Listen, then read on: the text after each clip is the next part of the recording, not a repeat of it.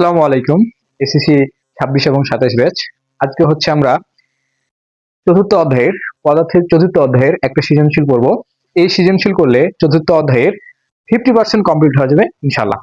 তো এই সৃজনশীলটা যদি আমরা করতে পারি তাহলে আমাদের চতুর্থ অধ্যায়ের ম্যাক্সিমাম ম্যাথগুলো আমরা করতে পারবো এবং হচ্ছে যারা হচ্ছে 27 এবং 26 এবং 27 ব্যাচ আছো তোমরা এটা উপকৃত হবে।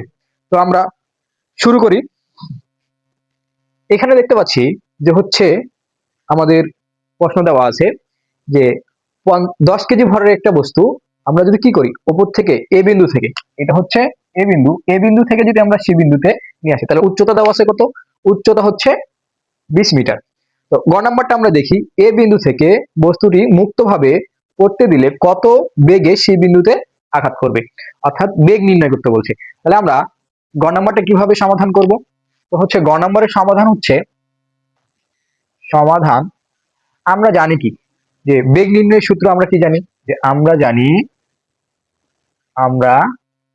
জানি V square U square plus 2g h। তো এখানে আমাদের আদিবেগ কত? যেহেতু বস্তুর সর্বোচ্চ উচ্চতায় আছে, আদিবেগ হবে 0। তাহলে আমরা বসাইতে পারি V square 0 square plus 2g h।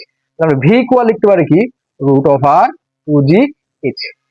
এখানে হচ্ছে কত 2, জি এর মান আমরা জানি কত 9.8 এবং এইচ এর মান কত? এখানে এইচ এর মান দেওয়া হচ্ছে 120। তো এটা হচ্ছে 120। আমরা এইটা যদি ক্যালকুলেশন করি তাহলে আমাদের আলটিমেটলি আসতে পারে হচ্ছে 48.5 মিটার পার সেকেন্ড।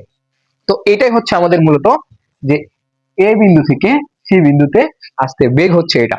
আমাদের গ নম্বরের অ্যান্সার হচ্ছে এটা। এবার আমরা ঘ নম্বরটা দেখি।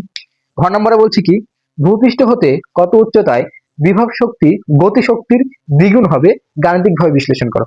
এটা হচ্ছে অনেক ইম্পর্টেন্ট, এটাও ইম্পর্টেন্ট, এটা হচ্ছে অনেক ইম্পর্টেন্ট। প্রায় প্রত্যেকটা বছর কোনো না কোনো বোর্ডে দিয়ে রাখেন। তো আমরা এটা কিভাবে সলভ করব তাহলে দেখি। তো আমরা এটা মিশাই। আচ্ছা, ঘ নম্বরের সমাধান। আচ্ছা, এখানে আমরা যদি চিত্র অঙ্কন করি, আমাদের চিত্রটা দেওয়া আছে কি? চিত্রটা দেওয়া আছে যে এখানে কত দেওয়া আছে 120 মিটার এ বিন্দু, এম দেওয়া আছে 10 কেজি, এটা হচ্ছে সি বিন্দু। তাহলে আমরা ধরে নিব যে হচ্ছে এ বিন্দু থেকে এক্স বিন্দুতে অর্থাৎ বি বিন্দুতে, আমরা ধরে নিলাম বি বিন্দুতে ভূপৃষ্ঠ থেকে এক্স মিটার উচ্চতায় কি হবে তোমার হচ্ছে বিভব শক্তি গতিশক্তির দ্বিগুণ হবে। তাহলে আমরা কিভাবে সলভ করবো? তাহলে আমরা জানি তাহলে এখানে দেখি যে আমরা ধরে নিলাম যে হচ্ছে ভূপৃষ্ঠ থেকে বি বিন্দুতে এক্স উচ্চতায় বিভব শক্তি গতিশক্তির দ্বিগুণ হবে। তাহলে আমরা ধরি যে ভূপৃষ্ঠ হতে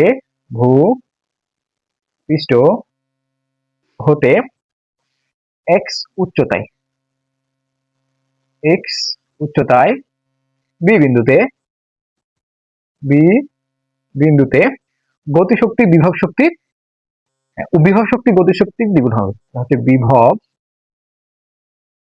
শক্তি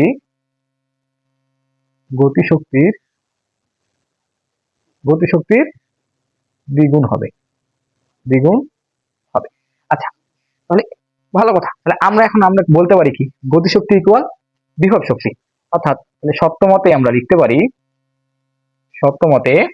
যে ভি ইকুয়াল হচ্ছে কি, ভি ইকুয়াল কি অর্থাৎ বিভব শক্তি ইকুয়াল কি হবে গতিশক্তি। যেহেতু আমরা বি বিন্দুতে বের করব, তাহলে এখানে আমরা দেখি যে এইটা হচ্ছে উচ্চতা, তাহলে এইটুকের উচ্চতা কত হবে? আমরা এইটুকের উচ্চতা কত বলতে পারি 120 মাইনাস কত হবে এক্স মিটার। এটা যদি এক্স মিটার হয় তাহলে এটা কত হবে 120 মাইনাস এক্স মিটার। আচ্ছা, যেহেতু দ্বিগুণ বলছে তাহলে আমরা এখানে কি দেবো সপ্তমতে 2t। বিভব শক্তি ইকুয়াল কি হয়? বিভব শক্তি ইকুয়াল আমরা জানি এম জি এইচ। এখানে এস না লিখে আমরা বিভব শক্তি ইকুয়াল লিখবো হচ্ছে এক্স আর 2 গতিশক্তি ইকুয়াল আমরা লিখতে পারি কি হাফ এম ভি স্কোয়ার। অর্থাৎ এখানে আমরা ভি স্কোয়ার না লিখে লিখবো, আমরা একটু আগে দেখে আসলাম যে ভি স্কোয়ার ইকুয়াল কি 2g h। তাহলে এখানে আমরা ভি স্কোয়ার ইকুয়াল লিখবো হচ্ছে 2g এইচ বলতে আমরা এখানে নিব 120 মাইনাস এক্স। আচ্ছা, এটা কি গেল কাটা, তাহলে আমাদের কে কে কাটা যাচ্ছে, এখানে এম এম কাটা, এইচ এইচ কাটা, তাহলে আমরা থাকলো কি এক্স ইকুয়াল হচ্ছে এক্স ইকুয়াল টু 120 মাইনাস হচ্ছে এক্স। তাহলে আমরা এটা যদি গুণ করে দিই তাহলে হবে এক্স ইকুয়াল, তাহলে 120 ইকুয়াল কত, 2 গুণ করলে কত হবে 240 মাইনাস হবে কত 2x, এক্সটা এদিকে নিয়ে আসলে আমাদের কত হবে 3x ইকুয়াল হচ্ছে 240। এক্স এর মান কত আসবে 240 ভাগ হচ্ছে 3, এটা যদি আমরা কাটাকাটি করি তাহলে হচ্ছে এটা, তাহলে 80 মিটার। তাহলে আমরা বলতে পারি কি যে ভূমিপৃষ্ঠ হতে অর্থাৎ সি বিন্দু থেকে তোমার হচ্ছে 80 মিটার উচ্চতায় গতিশক্তি বিভব শক্তির দ্বিগুণ হবে। এটা হচ্ছে আমাদের কি উত্তর। এই প্রশ্ন যদি আমরা সলভ করতে পারি তাহলে হচ্ছে এই অধ্যায়ের ম্যাক্সিমাম প্রশ্নগুলো আমরা কি করতে পারবো, সলভ করতে পারবো। এইভাবে আরেকটা প্রশ্ন হয় যে হচ্ছে এ বিন্দু থেকে সি বিন্দুতে আসতে যে গতিশক্তির সংরক্ষণশীল সূত্রকে মানবে কিনা, এরকম একটা প্রশ্ন হয়, ওটা ইম্পর্টেন্ট। আমরা নেক্সট ক্লাসে সেটা নিয়ে আলোচনা করবো ইনশাআল্লাহ। আজকে এ পর্যন্তই, আল্লাহ হাফেজ।